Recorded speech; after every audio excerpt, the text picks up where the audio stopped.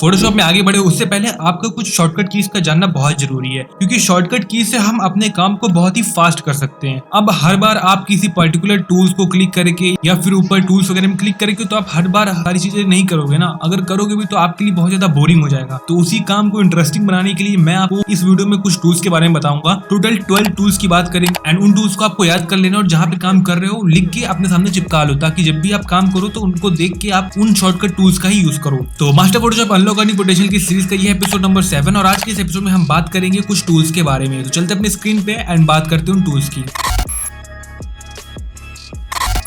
तो जैसे कि आपके सामने अभी ओपन है मेरा एपिसोड नंबर 6 का थंबनेल, जिसमें मैंने हाउ टू रिमूव बैकग्राउंड के बारे में बात करी थी। और अगर अभी तक आपने इस वीडियो को नहीं देखा है तो ऊपर आई बटन में इसका लिंक मिल जाएगा, वहां से जाकर आप इसको देख सकते हैं। तो फर्स्ट नंबर पे अपने पास जो शॉर्टकट की आता है वो कंट्रोल एस को आप प्रेस करेंगे तो जो आपके पास ओपन फाइल होती है जिसमें आप काम कर रहे होते हो उस आप कहीं पे सेव कर सकते हैं। आपको ये हमेशा याद रखना है कि जब भी आप अपना कुछ काम कर रहे हो तो आप अपनी उसकी PSD फाइल सेव कर लो। आप उसको कुछ भी नाम दे दो, जैसे मैं यहाँ पे दे देता हूँ ट्रायल, एंड इसको आप सेव कर लो। क्योंकि कई बार ऐसा होता है कि आपने मान ली बड़ा प्रोजेक्ट बनाया, उस पर आपने काम किया, बट उस फाइल को आप सेव करना भूल गए एंड आपने फोटोशॉप को गलती से बंद कर दिया, तो आपके पास उसकी PSD फाइल नहीं होती है एंड आपको फिर से उतना ही टाइम देना पड़ेगा उस डिजाइन को बनाने के लिए। तो ये बहुत ही हेडेक हो जाता है इसमें। तो इसके लिए आप कंट्रोल एस का यूज करिए, अपनी फाइल को सेव करिए एंड इन सब चीजों से बच जाइए। एंड यहीं पे नेक्स्ट टूल जो आता है मेरे पास बहुत ही काम का, कंट्रोल एन आप प्रेस करेंगे तो आप एग्जिस्टिंग साइज में ही कुछ न्यू साइजेस को ले सकते हैं जिसमें आप काम करना चाहो। तो जैसे हमने यहाँ पे एक थंबनेल बना लिया एंड अगर आप चाहते हो कि आपको एक स्क्वायर साइज इमेज लेनी है तो कंट्रोल एन प्रेस करके आपने उसका साइज सिलेक्ट किया एंड आप एग्जैक्टली यहाँ पे एक नया कैनवस आपके सामने आ चुका है। अब इस पे आप काम कर सकते हो। तो कंट्रोल एन इसका शॉर्टकट है जिससे हम न्यू कैनवस को ले सकते हैं। थर्ड नंबर पे अपने पास जो शॉर्टकट आ जाता है कंट्रोल ओ। तो जब आप अपने कीबोर्ड में कंट्रोल एंड ओ प्रेस करेंगे, आप कुछ भी फाइल अपनी ओपन करना चाहते हो तो उसको आप सिलेक्ट करके ओपन कर सकते हो, वो आपकी फाइल ओपन हो जाएगी। एंड जैसे कि आपने देखा यहाँ पे हमारी वो फाइल ओपन हो चुकी है। तो जब आप अपने प्रोजेक्ट पे काम कर रहे होते हो और आप नहीं चाहते हो कि आप जाओ यहाँ से फोल्डर्स में एंड देन आप उन चीजों को ढूंढो फिर उनको यहाँ पे ड्रैग करके लाओ, आप सिंपल क्या करो, कंट्रोल ओ प्रेस करो एंड जहां से भी आपने रखा हुआ है आप ढूंढ के यहाँ पे ले आओ।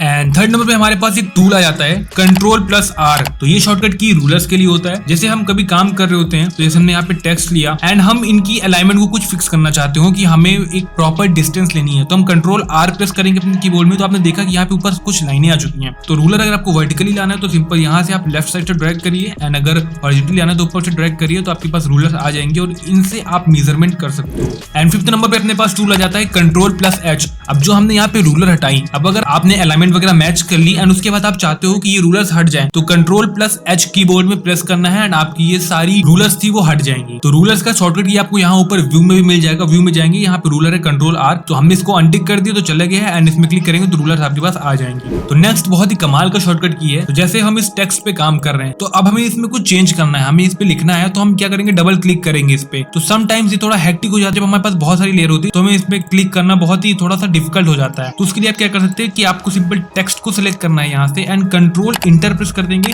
तो आप उस टेक्स्ट में एडिट कर पाओगे। कुछ भी आप लिख दो आप उस पे एडिट कर पाओगे इजिली। तो ये था अपना शॉर्टकट की कंट्रोल इंटर, जिसको यूज करके आप टेक्स्ट में बहुत इजिली काम कर पाओगे। तो अपने पास नेक्स्ट शॉर्टकट की जो आता है कंट्रोल जे यूज करते हैं हम चीजों को डुप्लीकेट करने के लिए। मेरे पास ये रेक्टेंगल है और मैं चाहता हूँ कि यही सेम रेक्टेंगल मेरे पास राइट में आ जाए, तो हम इस पे या तो ऑल्ट क्लिक करके सिंपल ड्रैग करना है तो हमारे पास एक डुप्लीकेट आ जाएगा। एंड इसका एक शॉर्टकट टूल भी है जिसको हम इसमें क्लिक करेंगे एंड कंट्रोल जे प्रेस कर देंगे तो ये हमारे पास एक डुप्लीकेट लेयर आ गई है एंड इसे आप कहीं पे भी मूव कर सकते हो।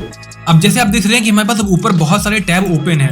जैसे आप कीबोर्ड से काम कर रहे हो और आप बिना माउस को यूज किए टैब को स्विच करना चाहते हो, कंट्रोल और टैब क्लिक करोगे अपनी स्क्रीन पे तो आप इन टैब को इजीली चेंज कर लोगे। कंट्रोल एंड टैब की बटन क्लिक करनी है और आप इजीली अपने टैब्स को चेंज कर सकोगे। एंड अब जिस शॉर्टकट की बात करूंगा ये आप सभी जानते ही होंगे, तो इसको भी आपको याद रखना है। तो ये भी काफी यूजफुल शॉर्टकट की है। कंट्रोल+C कॉपी करने के लिए काम आता है। तो जैसे हमारे पास ये फीमेल है तो हम इसको अपनी दूसरी लेयर पे लेना चाहते हो तो यहाँ पे हम क्लिक करेंगे फिटनेस पे एंड कंट्रोल+C प्रेस कर देंगे एंड जिस भी कैनवस में हम लाना चाहते हैं वहां जाके कंट्रोल+V क्लिक कर देंगे तो ये हमारे पास पेस्ट होके आ जाएगी। तो कंट्रोल+C कंट्रोल+C कॉपी करने के लिए यूज होता है एंड कंट्रोल+V पेस्ट करने के लिए यूज होता है। तो अपने पास यहाँ पे नेक्स्ट शॉर्टकट किया जाती है जो कि बहुत ही ज्यादा कमाल की है। अब जैसे यहाँ पे आपने देखा कि हमारे पास जो थंबनेल था इस पे वुमेन जो है ये हाफ में, तो हम कंट्रोल+C क्लिक करेंगे, हमने इसे कॉपी कर लिया एंड यहाँ पे हम जाएंगे कंट्रोल+Shift+V प्रेस करेंगे तो ये एज इट इज आ जाएगी। मतलब जिस भी पोजीशन में होगी उसी पोजीशन में ये यहाँ पे इमेज प्लेस हो जाएगी जिस कैनवस में हम कंट्रोल+Shift+V प्रेस करेंगे। यहाँ पे जैसे एपिसोड 6 लिखा हुआ है ऊपर, मैंने कंट्रोल+C किया, कंट्रोल टैब प्रेस करके हम इस कैनवस में आ गए and control shift we press करेंगे तो आपने देखा कि ऊपर एग्जैक्टली उसी पोजीशन में आ चुका है। अभी ये काटा क्यों है यहाँ पे, तो यहाँ पे अपने थंबनेल का साइज था 1920 बाई 180। इसका आप अगर साइज चेक करना चाहो तो कंट्रोल आल्ट सी प्रेस करोगे तो आपके पास कैनवस ओपन हो जाएगा, जिसका साइज यहाँ पे आप देख सकते। इसका साइज था 1920 बाई 180।